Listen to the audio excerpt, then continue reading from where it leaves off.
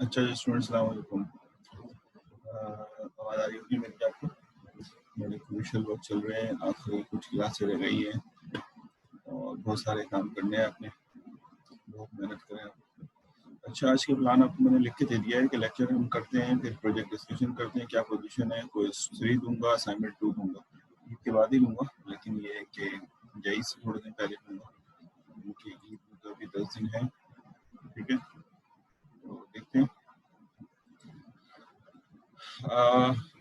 आप लोगों ने लास्ट क्लास को गो थ्रू किया होगा, बुक जरूर पढ़ें और डिफरेंट मटेरियल डिफरेंट रिसोर्सेज से भी पढ़ते रहें और खूब प्रैक्टिस जो है ना वो ना छोड़ें एल्गोरिथम लिखने की। किसी चीज़ को याद नहीं करना कि आपने जो है, यार ये 2 ऑप्शन अभी चल रहे हैं तो रहमान मुझे अभी कंफर्म नहीं है, ऐसा ना हो कि मेरी बात को कहीं जाके कोट कर दो, फिर बदनामी हो जाती है। लेकिन अभी तक तो यही है कि पेपर से पहले होंगे, लेकिन हम लोग रिक्वेस्ट कर रहे हैं एज अ टीचर कि पेपर के बाद ले लिया जाए प्रोजेक्ट। तो अभी कुछ कंफर्म नहीं है, हमें अपनी प्लानिंग पेपर से पहले की करनी है, लेकिन क्योंकि पेपर से पहले टाइम बहुत कम रह गया तो हम देखते हैं क्या होता है। ठीक है, इसलिए मैं भी कोई हतमी फैसला नहीं कर रहा। आप तैयारी पेपर से पहले की करें, अगले वीक में इससे पहले करें, देखते हैं वर्ड्स क्या आते हैं। अच्छा जी, लेकिन अच्छा प्रोजेक्ट बनाने को जल्दी नहीं करो, अच्छे से करो काम, टाइम निकालो उसके लिए। 2 सब्जेक्ट पढ़े हो गए, ज़्यादा सब्जेक्ट होते नहीं। अच्छा, लेक्चर हम शुरू करते हैं। We are in the position of the queue हम पढ़ रहे हैं और ये आज के वीक का आखिरी लेक्चर है। उसके अगले वीक में फिर हमारे पास जो है वो आखिरी वीक होगा, नेक्स्ट वीक जो है, और सिर्फ 2 क्लासें बचेंगी और 2 क्लासें में हमें मुश्किल से कुछ ट्रीज के पार्ट पढ़ सकेंगे। देखते हैं कि क्यू को हम कितना पढ़ सकते हैं, ताकि हम आज अगर ट्री को स्टार्ट कर दें तो ट्री बहुत इंपॉर्टेंट डेटा स्ट्रक्चर है, जो कि ग्राफ भी बहुत इंपॉर्टेंट है, लेकिन हम क्योंकि टाइम शॉर्टेज की वजह से इन चीज़ों को हिट नहीं कर। टाइम शॉर्ट तो मुझे नहीं नज़र आया, क्लासें हमारी पूरी वही हुई है 13-15, लेकिन क्योंकि ऑनलाइन है इस वजह से मुझे लग रहा है कि हमने थोड़ा स्लो पढ़ा है। अब हम आते हैं क्यू पे, ज़्यादा बातें ख़त्म करके क्यू की तरफ आते हैं। हमने लास्ट क्लास में क्यू को पढ़ लिया था और साहिल ने सवाल पूछा था कि क्यू और क्या कहते हैं उसको, स्टैक में क्या फर्क है। देखो, मैं आपको बार बार बता रहा हूँ कि आपने ये नहीं सोचना कि हम क्यू लगा रहे हैं पेपर से पहले, लाइक ईद के बाद। यार मैं ईद के बाद में सवाल के बाद में जब हम प्रोजेक्ट डिस्कस करेंगे ना तो उसमें बोलूँगा। अब मैं लेक्चर की तरफ जा रहा हूँ।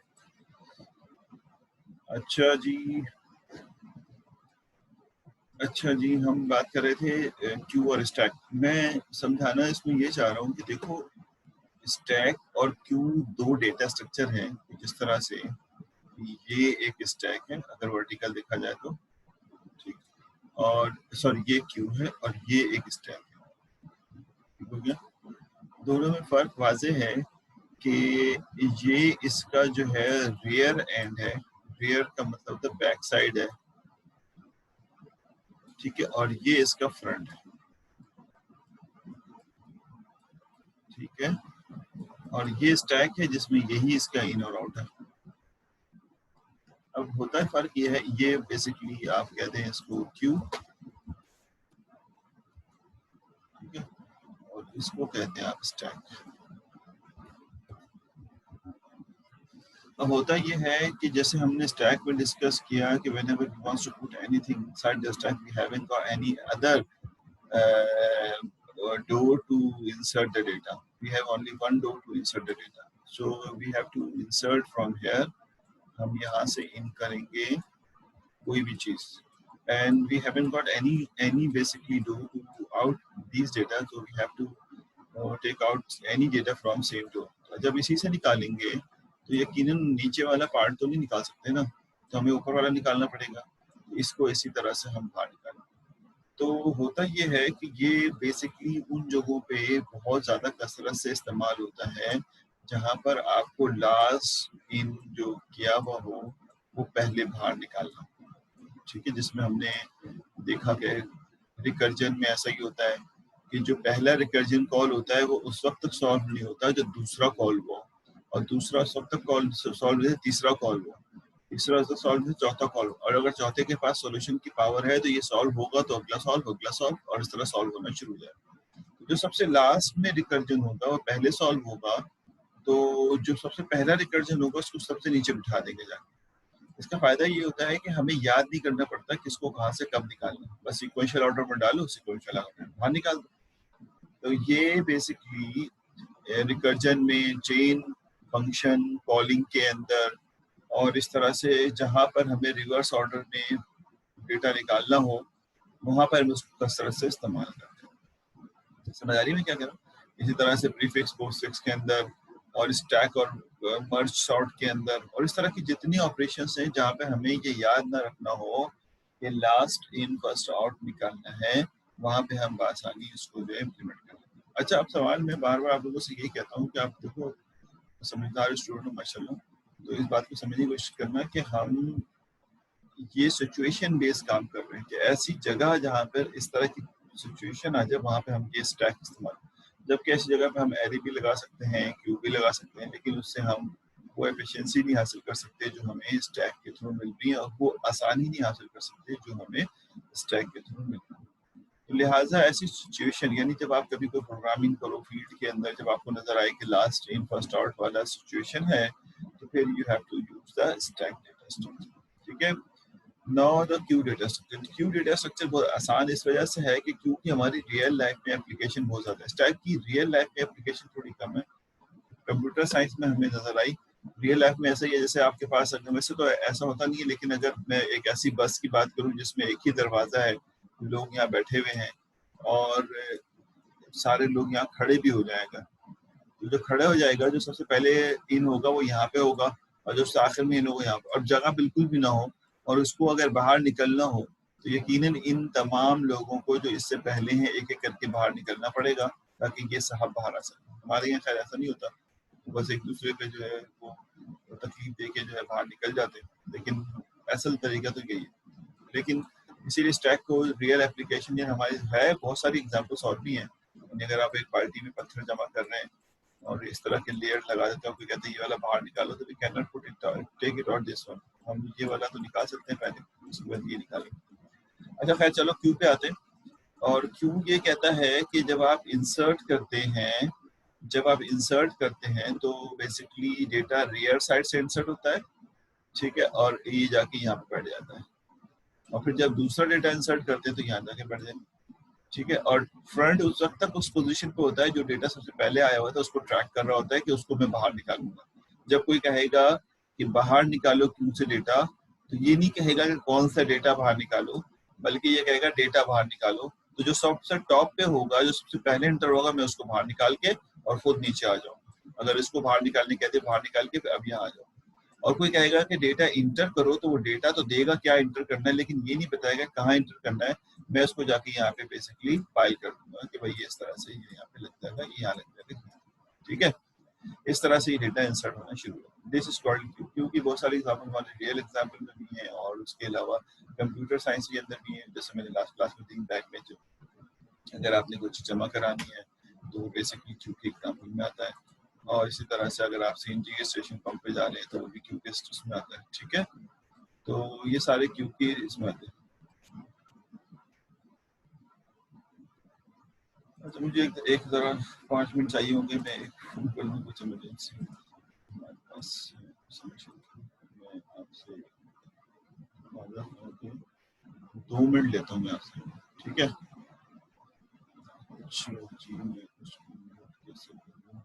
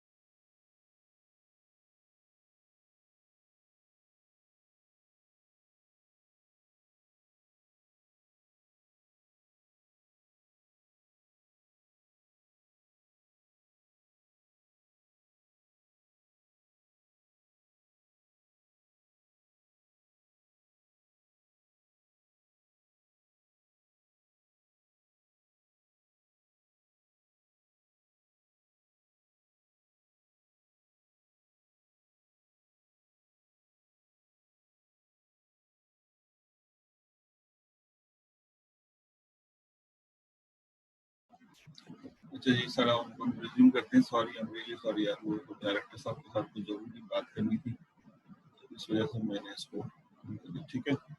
अच्छा, हम बात कर रहे थे स्टैक की।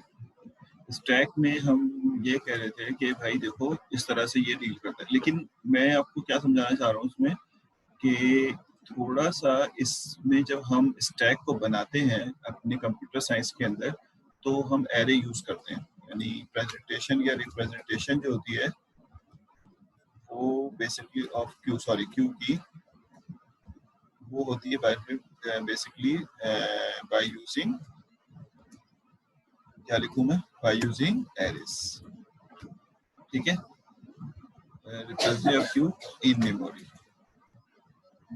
तो ये बेसिकली एरे के थ्रू होती है। ये हमने पहले पढ़ लिया था और लास्ट क्लास में बता दिया, ठीक है। तो इसका मतलब है एरे के ऊपर कुछ इस तरह की मैनेजमेंट हम अप्लाई करेंगे जिसके थ्रू हम जो है वो ये यूज कर सकेंगे, ठीक है ना। तो अब अगर मैं कहता हूँ कि ठीक है चलो एक एरे है, तो क्या मैनेजमेंट होगी, तो मैंने कहा था कि भाई देखो, अगर आप एक एरे बनाते हैं और उसको स्टैक के क्यू के तौर पे काम करना चाहते हैं, तो आपको मजीद दो वेरिएबल भी चाहिए होंगे। याद है हमने कहा दो वेरिएबल कौन से होंगे? एक वेरिएबल का नाम हमने दिया था, पहला वेरिएबल हमने कहा था फ्रंट, जो कि फ्रंट को कंसिडर, और दूसरा कहलाता था रेयर, यानी जो बैक साइड को कंसिडर। अगर ये एक एरे है, अभी मैं एल्गो नहीं लिख रहा है, रोज पहले समझा रहा हूँ कि आप किस तरह से आपने समझना है इसको। कुछ बातें तो हमने लास्ट क्लास में भी की थी ना। ये एरे है और ये बेसिकली जो है वो, तो ये जो हम क्यू बनाते हैं नॉर्मली अपने सेफ साइड के लिए, इसको हम कहते हैं कि ये बेसिकली एक सर्कुलर क्यू है। सर्कुलर क्यू होने का वजह ये होती है, मैं आपको समझाने की कोशिश करूँ क्या सर्कुलर, कि जैसे ही हमने कोई डेटा यहाँ रखा 6 मिसाल के तौर पे, कोई डेटा उठाया हमने और यहाँ पे रखना शुरू किया, और वो है मिसाल के तौर पे 6, ठीक है ना। तो मिसाल के तौर पे 6 है वो, और एक है, तो जैसे 6 रखेंगे तो फ्रंट और रेयर दोनों यही आ जाएंगे। फ्रंट भी यहीं पे आ जाएगा और रेयर भी। अच्छा, फ्रंट यहाँ पे क्यों आ जाएगा? इसलिए कि फ्रंट कहेगा कि मुझे इसको डिलीट करना है, और रेयर यहाँ पे क्यों आ जाएगा? क्योंकि रेयर कहेगा कि अब अगला डेटा इसके अगले सेल पे जाएगा। अगर मैं कोई अगला डेटा भी फिल करूंगा मिसाल के तौर पर 9, तो रेयर यहाँ से हट जाएगा, फ्रंट नहीं हटेगा, और रेयर यहाँ पे आ जाएगा। और अगर कोई और डेटा भी फिल करूंगा तो वो मिसाल के तौर पे 12 है, तो वो रेयर फिर यहाँ से हट जाएगा और यहाँ आ जाएगा, ठीक है ना। इसी तरह से मैं अगर कोई दूसरा डेटा 22 फिल करता हूँ, 22, तो 22 यहाँ पे आ जाएगा और ये रेयर यहाँ पे आ जाएगा और ये हट जाएगा। इसी तरह 31 करता हूँ तो ये यहाँ चला जाएगा और 31 की यहाँ पे रेयर, तो रेयर मूव हो रहा है, फ्रंट अपनी जगह पे। अच्छा, इन केस इतना फिल करने के बाद किसी ने कुछ डेटा डिलीट किया, यहाँ पे DQ कहते हैं इसको, याद होगा। जैसे ही DQ करेगा ये डेटा यहाँ से डिलीट का मतलब होता है कि इसकी इंपॉर्टेंस खत्म हो गई, और ये जो फ्रंट है, ये जो फ्रंट है आपका, ये बेसिकली यहाँ से इस जगह पे आ जाएगा, यानी ये जो जगह है फ्रंट अब आपका इस जगह पे पॉइंट होना शुरू हो जाएगा, ठीक है। इस जगह पे इसलिए कि अब वो कहेगा कि इसको डिलीट करना है। किसी ने दोबारा DQ चलाया तो ये भी खत्म, और फ्रंट जो है वो आपका यहाँ पे आ जाएगा, समझ रहे हो ना बात ये। और अगर इस बेसिस पे किसी ने एक और दफा चलाया तो ये यहाँ से खत्म, और अब ये फ्रंट यहाँ आ जाएगा। फ्रंट यहाँ आने का मतलब ये हुआ कि ये जो सारे के सारे एलिमेंट्स या सेल हैं ये खाली हो गए। फ्रंट अगर यहाँ पर है तो यहाँ तक ये 3 सेल खाली हो चुके हैं, क्योंकि फ्रंट ने इनको डिलीट कर दिया है। ये बात रेयर को नहीं पता। रेयर कह रहा है कि मैं तो आगे बढ़ रहा हूँ। रेयर ने कहा मुझे और डेटा दो, अगर और डेटा देंगे तो आपको कहेगा मिसाल के तौर पे 100 है तो 100 यहाँ स्टोर हो जाएगा। फिर कोई कहता है कि अब रेयर यहाँ से हट के यहाँ आ जाएगा, कोई कहता है 2 दो तो 2 यहाँ आ जाएगा, रेयर यहाँ से हट के यहाँ आ जाएगा, ठीक है बात समझ। अब क्या होगा, जब ये फाइनली अपने मैक्स पोजीशन पे चला जाएगा, जो कि 1 2 3 4 5 6 7 पोजीशन है, ये अपनी फाइनल पोजीशन पे चला जाएगा। तो अब अगर कोई, अच्छा आपका फ्रंट यहाँ पे खड़ा हुआ है, फ्रंट जो है वो यहाँ पर, ये भी डेटा डिलीट हो चुका है, ये सारे डेटा डिलीट है, सिर्फ फ्रंट जो है वो मिसाल के तौर पे ये वाला भी डेटा डिलीट हो गया। फ्रंट जो यहाँ खड़ा हुआ है ये रहा, ये फ्रंट है। अगर फ्रंट यहाँ पर है,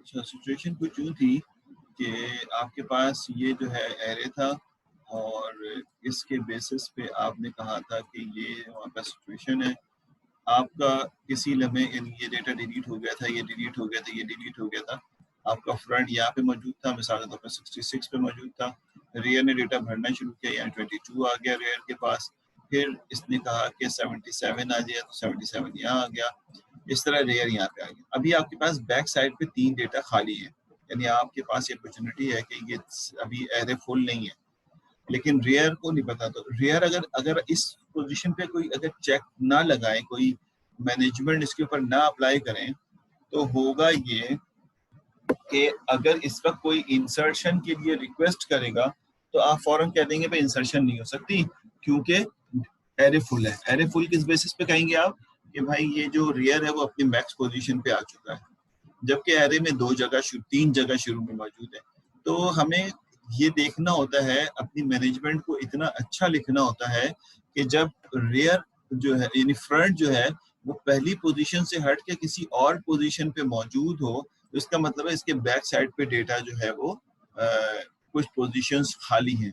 तो ऐसी अगर पोजीशन हो कि फ्रंट पहली पोजीशन पे ना हो और रेयर आखिरी पोजीशन पे हो, दोबारा बोल रहा हूँ, फ्रंट पहली पोजीशन पे ना हो एंड रेयर आखिरी पोजीशन पे हो, और कोई डीक्यू करने इनक्यू करने के लिए कहे, इनक्यू यानी और डेटा इंसर्ट करो, तो आप इसको सर्कुलरली उठा के यहाँ पे इंसर्ट कर दें, इस जगह पे इंसर्ट कर दें, ठीक है। और इस जगह पे इंसर्ट करने के बाद इस जगह पे आप इसको लाने की कोशिश करें। इस तरह से ये एक सर्कुलर क्यू के हिसाब से काम करना शुरू कर देता है, यानी ये एक सर्कुलर क्यू बन जाता है कि अगर आपके पास, हाँ अगर ये सिचुएशन है तो फिर तो पॉसिबल ही नहीं है ना, यानी ये सब चेक आपको अपने इनक्यू और डीक्यू के कोड में देखना पड़ेगा। आप कौन है? आप कोर प्रोग्रामर। यूजर को तो ये चीजें नजर ही नहीं आती, यूजर तो ये देखता ही नहीं है कि हमें इनक्यू में क्या डीक्यू में क्या करना है, बस वो कहता है इनक्यू करो डीक्यू करो। अब ये तो हमें देखना है कि जगह है तो करवाओ, नहीं है तो मैसेज दो, ये सारा हमारी जिम्मेदारी में आता है। तो अब अगर मिसाल के तौर पर फ्रंट यहाँ पर है और इसमें रखा हुआ है 66, 190 और 44, और रेयर यहाँ पे आ चुका है, रेयर यानी जहाँ से डेटा इंसर्ट हो रहा है, और अब कोई कहता है कि डेटा इंसर्ट करो, तो अब आप मैसेज देंगे नहीं, हालांकि है सर्कुलर क्यू, लेकिन अब आप नहीं कह सकते क्योंकि फ्रंट पहली पोजीशन पे है। हाँ अगर इस सूरत में फ्रंट अगर तीसरी पोजीशन पे होता है तो उसका मतलब 2 यहाँ पे खाली होते, तो फिर ये सब तो ये चेक हमें करना पड़ेगा कि जब कोई इनक्यू करता है, और सुनना, तो हम ये जरूर देखें कि फ्रंट कहाँ पर है। अगर फ्रंट पहली पोजीशन पे नहीं है तो हम इनक्यू करेंगे सर्कुलर वे में, और अगर फ्रंट पहली पोजीशन पे है तो हम कह देंगे कि ये ओवरफ्लो आ रहा है। सही है। अच्छा, किसी ने सवाल पूछा है कि सर अगर एक एलिमेंट हो सिर्फ क्यू में और रेयर और फ्रंट एक ही को